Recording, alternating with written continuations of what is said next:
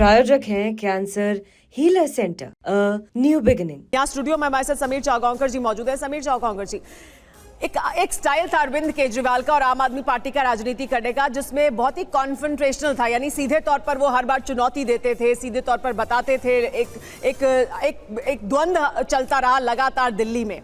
क्या वो उनके लिए आखिरकार नुकसानदेह भी साबित हुआ? क्या इसको अब इस तरह से एनालाइज किया जा सकता है, या आप उसको कैसे एनालाइज करते हैं कि क्या वो भी एक इस सीमा पर पहुंच गया था कि दिल्ली के लोगों को शायद ऐसा लगा हो कि अब मौका देना चाहिए, ये द्वंद्व खत्म होना चाहिए, दिल्ली में काम होना चाहिए?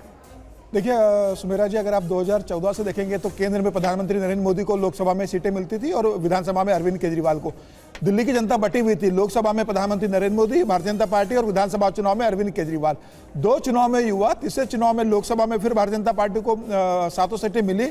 अब लगा 10 साल बाद दिल्ली की जनता को कि अरविंद केजरीवाल ने जो 2014 में जनता से वादा किया था, 2013 में वादा किया था, कई वादे वो पूरे नहीं कर पाए। और जिस तरीके से वो लिकर स्कैम में फंस जाते हैं, जेल चले जाते हैं, जेल जाने के बाद भी वो इस्तीफा नहीं देते हैं।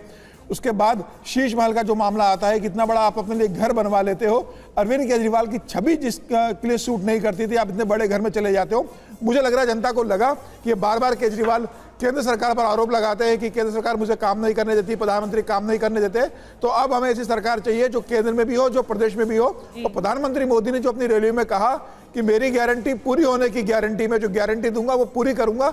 और मुझे लग रहा है कि जनता को लगा कि अरविंद केजरीवाल की गारंटी सिर्फ कहने की बात है, प्रधानमंत्री मोदी ने 10 साल में केंद्र में करके दिखाया है। तो अब विधानसभा में भी प्रधानमंत्री नरेंद्र मोदी को की गारंटी को माना जाए और उन्हें वोट दिया जाए। तो मुझे लगता है ये प्रधानमंत्री नरेंद्र मोदी के प्रति जनता का भरोसा है, जो 10 साल का उनका ट्रैक रिकॉर्ड है, उस पर भरोसा करके प्रधानमंत्री मोदी के नाम पर दिल्ली की जनता ने अरविंद केजरीवाल की एंटी इनकम्बेंसी के खिलाफ जो भयानक नाराजगी थी भारतीय जनता पार्टी को, शायद 27 सालों बाद जनता ने ये भरोसा दिखाया है और बीजेपी पर एक बार फिर से भरोसा दिखाया है कि सेंट्रल गवर्नमेंट बीजेपी है तो फिर विधानसभा में भी बीजेपी आनी चाहिए। ये लोगों का मैंडेट है। कुर्बान अली साहब भी हमारे साथ मौजूद हैं वरिष्ठ पत्रकार के तौर पर।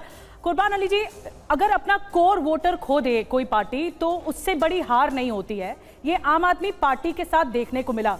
मुद्दे बहुत क्लियर थे, पॉल्यूशन का मुद्दा रहा, यमुना गंदी होने का मुद्दा रहा, कई ऐसे मुद्दे थे जो रजिस्टर हुए हैं लोगों के बीच में, और उसी की वजह से क्या आप मानते हैं यह हार हुई है या फैक्टर कोई और है?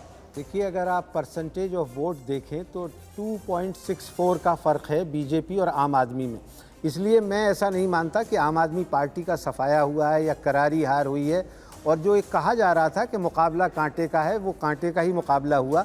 10 से ज़्यादा सीटें ऐसी हैं जो 1000 वोट के कम अंतर से हार जीत जिनमें हुई है, जिनमें ज़्यादातर सीटें बीजेपी को मिली हैं, 200, 250, 300, 500।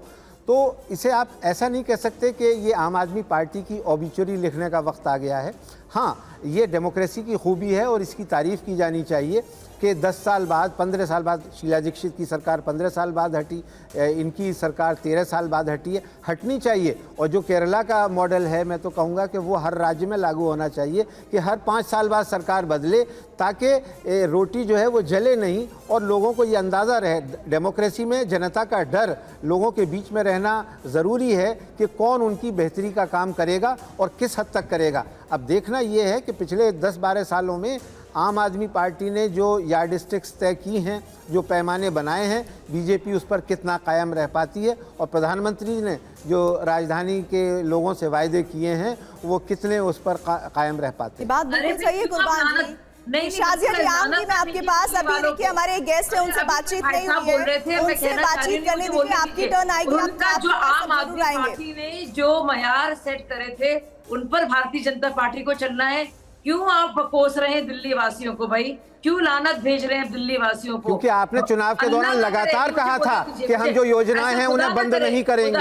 इसलिए ऐसा कि भैया ऐसी दुश्वारी हो दिल्ली वासियों को झेलना पड़े। लेकिन शाजिया, ये तो बीजेपी द्वारा कहा गया ना कि जो कुछ आम आदमी पार्टी ने दिया है, जो स्कीम्स लागू की हैं, उन्हें हम बंद नहीं करेंगे, उसके ऊपर काम करेंगे, यानी उसके आगे बढ़कर और भी आपको बहुत कुछ देंगे। लेकिन जो लोगों को बेनिफिट मिल रहे हैं भाई साहब दिल्ली वासियों को, शाजिया देखिए, आम आदमी पार्टी से पवन शर्मा हमारे साथ हैं, उनके पास अभी तक हम नहीं गए हैं। पवन शर्मा जी, आपसे मेरा सवाल, कुर्बान जी एक सेकंड, कुर्बान जी देखिए, दिल्ली वालों को अब आपके पास है दिल्ली की सरकार, अब दिल्ली की सरकार भारतीय जनता पार्टी के पास है, डबल इंजन की सरकार है, पुलिस जिसको बार बार आरोप आम आदमी पार्टी लगाती थी कि पुलिस पूरी तरह से नियंत्रित है केंद्र के जरिए और हमारे जो फाइल्स हैं वो रोक दी जाती है, ये तमाम बातें अब नहीं होंगी।